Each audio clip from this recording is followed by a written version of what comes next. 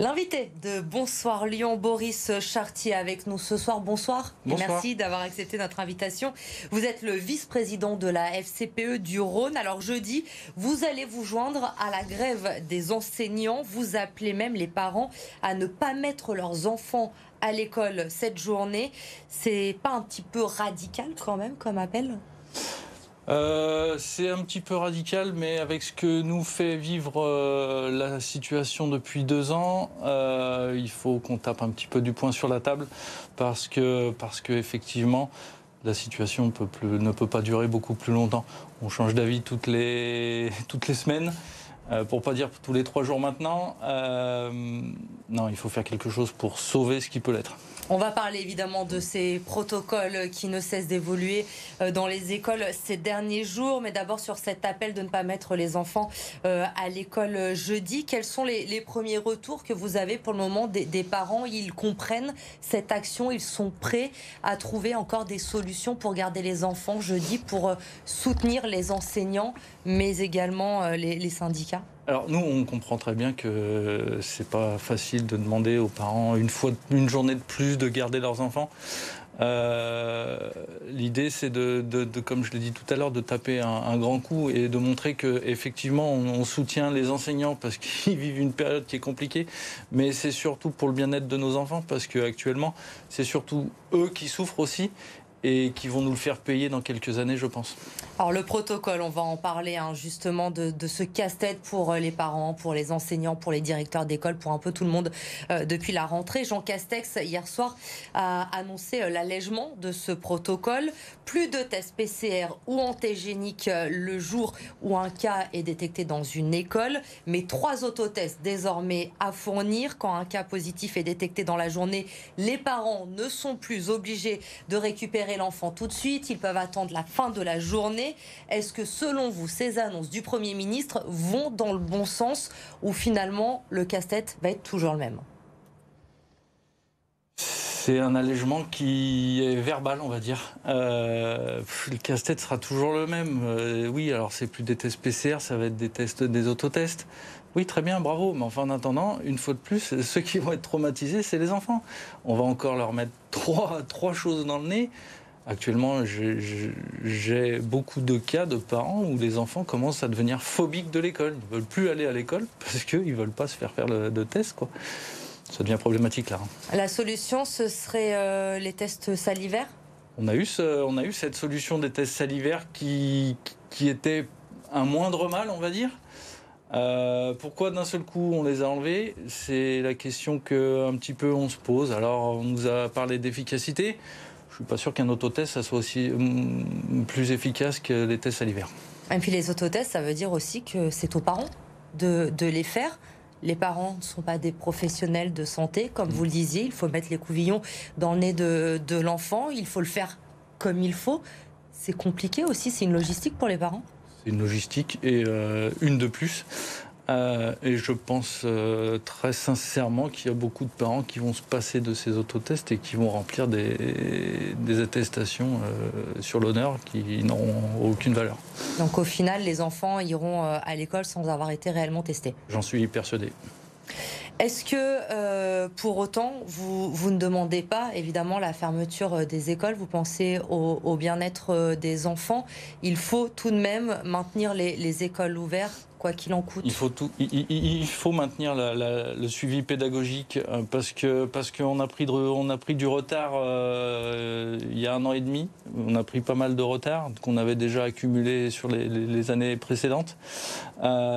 Mais je pense qu'il faut arrêter aussi de prendre les enfants en otage en maths, parce que l'année dernière on leur a expliqué que c'était pas de leur faute, que si voilà, cette année on est en train de leur dire que si ça circule très vite, c'est bien grâce à eux, et puis on leur répète bien comme il faut. Il y a un moment donné, il faut vraiment prendre soin des enfants et arrêter de se prendre la tête avec ça. Vous craignez les répercussions à moyen et long terme sur les enfants aujourd'hui ? Absolument.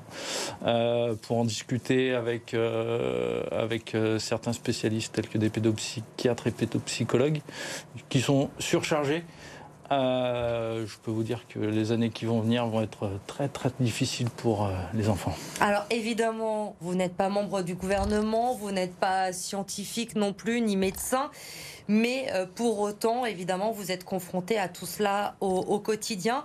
Vous demandez quoi aujourd'hui pour vous? Quel serait le protocole idéal à mettre en place dans les écoles pour que tout se passe comme il faut?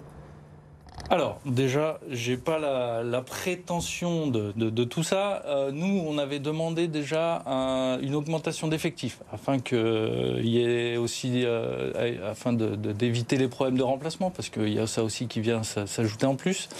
On avait aussi on avait demandé une augmentation de moyens pour tout ce qui est capteur de CO2 et tout ça. Certaines écoles ont été équipées, pas d'autres, en nous expliquant que c'était aussi la responsabilité des communautés, des communes. Très bien. J'ai pas de solution idéale. La preuve, c'est que personne n'en a. Mais je pense qu'il faut peut-être tenir un petit peu plus compte des enfants et de leur bien-être plutôt que de tenir compte du bien-être des adultes un petit peu. On va essayer de penser à ce qui va se passer après et pas de penser à ce qui se passe maintenant. Vous espérez quoi avec ce mouvement de grève jeudi? Se faire entendre, espérer que ça remonte assez haut pour que enfin il y ait une discussion qui s'ouvre entre le ministre et puis toutes les parties prenantes de l'éducation nationale. Ça va des chefs d'établissement aux instituteurs, profs et parents d'élèves. Vous l'évoquiez à l'instant également. Évidemment, les écoles, les parents d'élèves sont confrontés au cas de Covid en ce moment, mais ce n'est pas le seul problème non plus. Il y a les enseignants, beaucoup d'absences des enseignants aujourd'hui qui ne sont pas remplacés, donc des classes qui sont fermées, non pas à cause du Covid, mais à cause de ces enseignants qui sont absents aujourd'hui, qui ne sont pas remplacés. Là aussi, ça a des conséquences évidemment sur l'organisation pour les parents, mais aussi pour les enfants. On parlait du bien-être des enfants. J'imagine qu'aussi il y a des conséquences sur la continuité pédagogique de ces enfants. Tout à fait. Comme je le disais, on est en retard, on a pris du retard. Et avec ces absences qui s'accumulent à travers le pays, parce que c'est pas uniquement que sur le département du Rhône, et ben, il y a certaines classes qui ferment, pas pour Covid, mais parce que l'enseignant est malade pour X raisons, et voilà. Donc on continue à prendre du retard, et je voudrais aussi parler, pas uniquement des enseignants, mais aussi des AESH qui manquent beaucoup, donc pour les élèves qui ont un handicap ou qui ont besoin d'une aide. Là aussi, on est en déficit, mais c'est monstrueux. Et là, c'est pareil. C'est ce qu'on demande depuis plusieurs années, une augmentation des effectifs de l'éducation nationale. Ça se fait On pas. vous répond quoi du côté de l'Académie de Lyon quand vous en parlez? On le sait, le problème est sur la table, vous le dites depuis assez longtemps. Les AESH ont fait plusieurs manifestations à Lyon ces derniers temps. Quelles sont vos relations avec l'Académie? On vous dit quoi? On vous répond quoi? Le recteur, lui, reste sur cette ligne qu'il n'y a pas de manque, qu'il y a assez de personnel aujourd'hui, assez d'enseignants. Alors, j'invite le recteur à venir aux réunions MDPH et CDAPH pour voir le nombre de cas qui se présentent à chaque commission, qui a lieu au moins une fois par semaine, pour constater qu'il y a de plus en plus d'enfants qui demandent ces aides. Et qui ont besoin de ces aides et qui n'ont pas forcément accès à ces aides par manque de personnel. Donc oui, effectivement, on nous dit qu'on a augmenté les effectifs.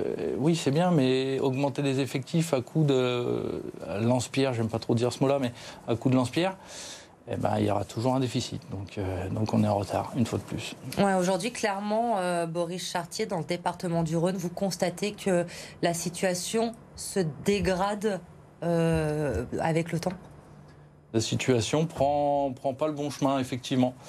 Comme je l'ai dit, le manque de personnel fait qu'aujourd'hui, on est en retard sur pas mal de points et que le retard accumulé va s'étendre sur le plus ou moins long terme. Et pour vous faire entendre, donc, vous serez en grève ce jeudi avec les syndicats d'enseignants également. Appel national à la grève pour ce jeudi. Merci à vous d'avoir été notre invité ce soir sur le plateau de BFM Lyon.